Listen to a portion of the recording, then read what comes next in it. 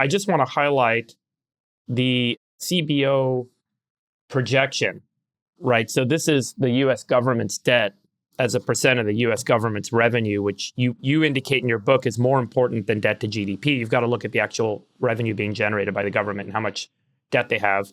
And the CBO highlights this expansion to 700%, meaning the government is going to have a debt level that's 7 times the income it's making every year over the next, I believe this is a 10-year chart. And you propose a bunch of actions that can keep it flat over the next 10 years. So number one is, I call it my 3% solution. The solution is you must cut the deficit, which is the equivalent of bonds selling, down to 3% of GDP. And it's 7.5% expected. That's about $900 billion a year. Yeah. Roughly. And that means cutting it, as you point out, by cutting the deficit by more than half from where it sits. Yeah, well, it's yes, because with the continuing the tax cuts, Trump's tax cuts, that'll be 7.5%, and you want to get it down to 3%. It sounds draconian, but we did that kind of change from 1991 till 1997, and there are 3 keys to this. Do it soon, fast, when the time is good, when the economy's good. In other words, do it now.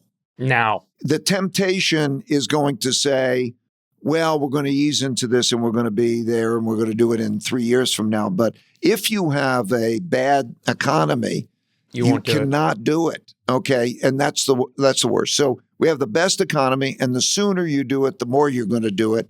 So 3% solution, do it now, and recognize that you have to deliver it.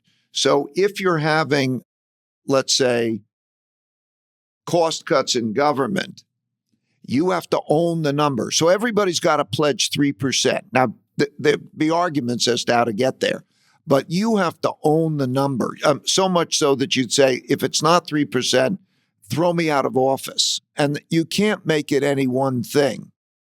Right. But you also have to realize, like, if you did it spread out, nothing's going to be insurmountable. But the main thing is you take the things you can cut from or build from. So what can you cut from?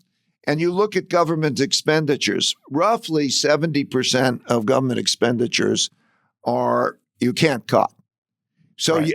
So it comes down to a small percentage that you can cut, but you find out how much can you cut.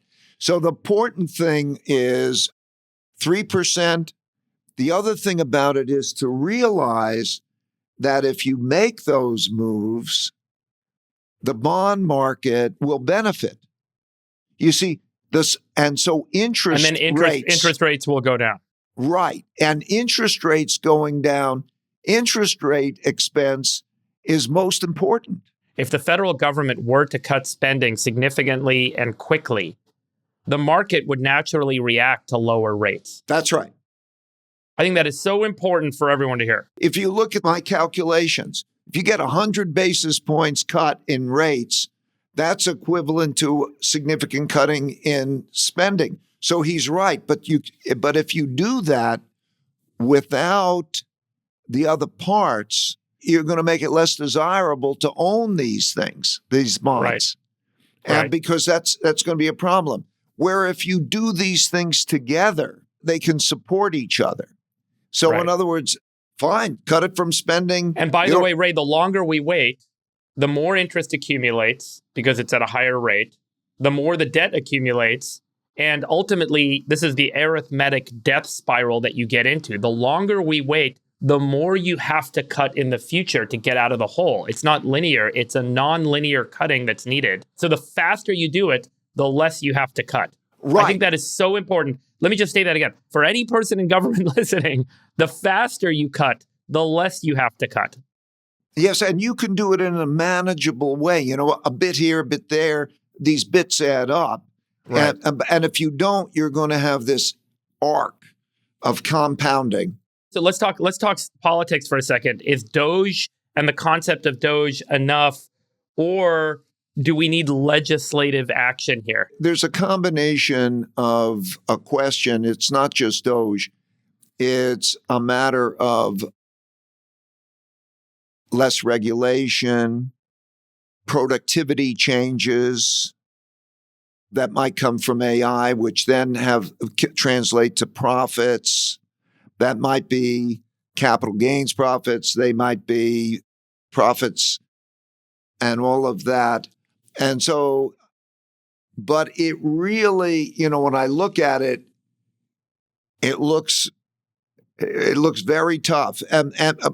But there's also, revenue. Also, tariffs produce revenue. So, Yeah.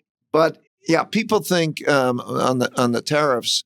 People don't think of taxes as inflation, but taxes are inflation, Right. because it costs you more. So the real question, as you play with the numbers, is it's very, very difficult to know and be precise about how much is going to come from productivity and profit increases from the efficiencies gained by AI and new technologies, how much is going to come from this and that. We don't honestly know. But the important thing is we're at the edge, and not to make it a crapshoot. So, Right.